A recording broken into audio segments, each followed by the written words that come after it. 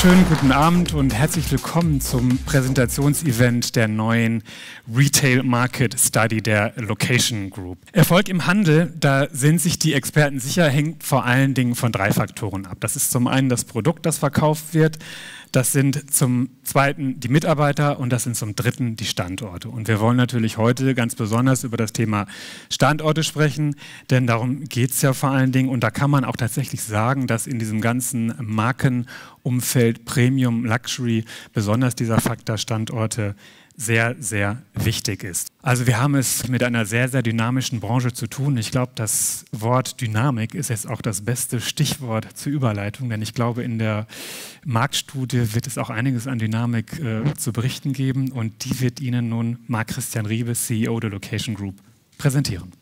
Danke. Ja. Schönen guten Abend.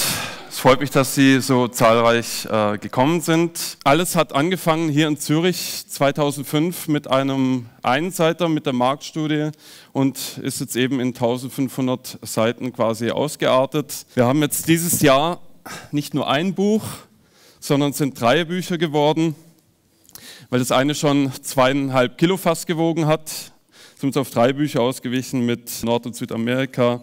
Mit Europa ist das dickste und Middle East, Asia Pacific und Afrika haben wir insgesamt 1500 Seiten erreicht. So schaut der Titel aus im iBook Store von Apple. Kann man sich das Buch auch herunterladen auf das iPad oder bei Amazon auf die Samsung-Geräte. Da sind die auch alle verfügbar.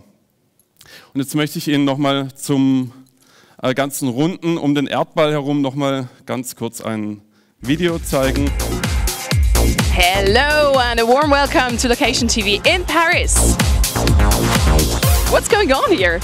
That's nothing. At the opening there were 800 people in the row.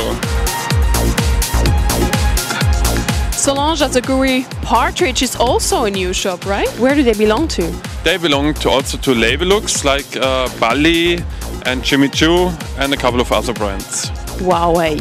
Look at the Louis Vuitton Maison. This is incredible.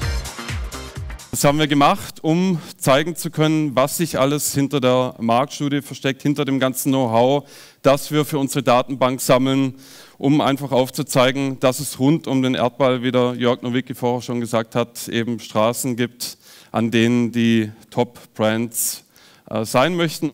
Zu den Mieten geben wir einerseits die Spitzenmieten an, und die können wir auch belegen mit über 15.000 Franken auf den Quadratmeter werden die von Juwelieren an der Bahnhofstraße bezahlt. Und das betonen wir auch immer, dass es um kleine Flächen geht, um 70 bis 150 oder 200 Quadratmeter.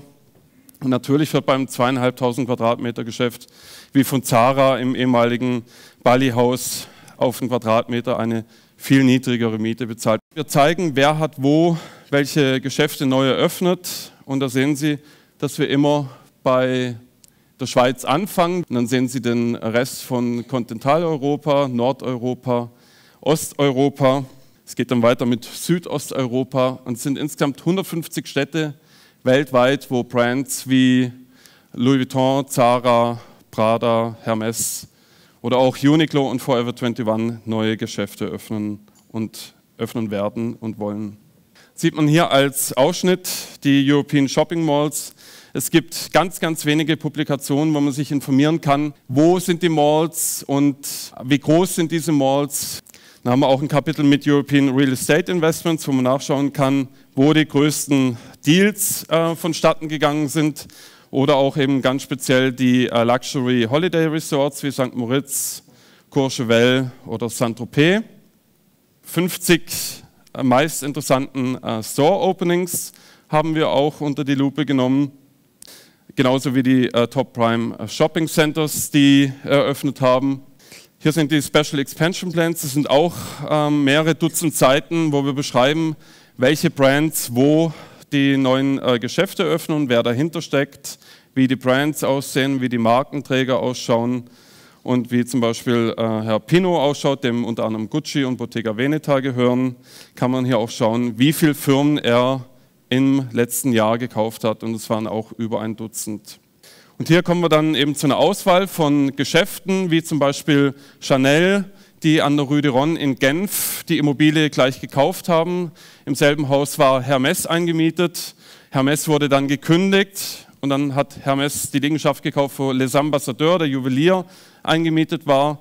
Die wiederum sind umgezogen und so gab es dort eine Rochade und auch sehr, sehr viel Bewegung in der Rue de Ronne, weil auch dort die Brands ihre weltweit höchsten Umsätze pro Quadratmeter tätigen, genauso wie in Zürich, weil wir hier einfach die höchste Kaufkraft haben und der Konsument am Ende vom Monat oder am Ende vom Jahr das meiste Geld zur Verfügung hat, um das auszugeben. Eines der größten Geschäfte von Apple überhaupt oder wahrscheinlich das größte in Europa steht jetzt in Berlin. Die Eröffnung, die wurde um ein halbes Jahr verzögert, weil so viel gebaut werden musste und hat sage und schreibe 5000 Quadratmeter. Louis Vuitton in München an der Residenzstraße, Ecke zur Maximilianstraße in der Residenzpost, war früher tatsächlich ein Postgebäude drin, hat hier ein Maison eröffnet und teilt sich die Fläche mit Bucherer, die hier hinten eingezogen sind.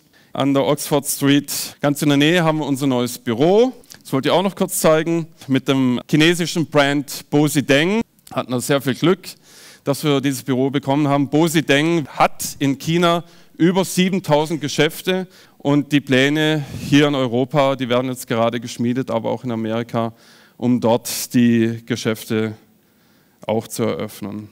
Ja, und warum sammeln wir diese ganzen Daten?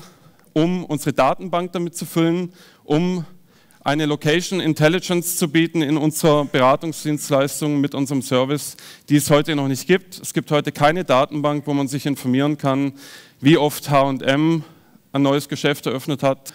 Und als Beispiel, H&M macht jedes Jahr 250 neue Geschäfte auf. Zur gleichen Zeit schließen sie 12 bis 13 Geschäfte jedes Jahr, weil es der falsche Standort war oder weil das Geschäft zu klein geworden ist. Und es sind einige 100 Millionen, die sich diese großen Global Player sparen könnten, wenn sie auf fundierte Daten, auf Location Intelligence zurückgreifen können, auf Erfahrungswerte. Und es gibt ganz oft Locations, die immer wieder wechseln, wo man den Grund nicht weiß, warum die nicht funktioniert. Und jemand, der aus China oder aus Amerika kommt, der hat natürlich keine Ahnung, wer dort wie lange vorher schon eingemietet war und warum das Geschäft bei demjenigen nicht funktioniert hat. Und deswegen sammeln wir diese Daten und werden damit dieses Jahr, Ende des Jahres, online gehen und dann eben einen Service anbieten, den es heutzutage weltweit noch nicht gibt. Danke für Ihre Aufmerksamkeit. How well is the Apple Store doing these days? Yeah, I think it's the best Apple Store in the world. You told me there are 1 million people a day. Is this true? Yes, every day. Let's go and see the Gucci flagship store. Oh, I love Gucci. We're on Wangfujing Street. This is the only and the largest pedestrian shopping street in Beijing right now. So looking forward to seeing you soon.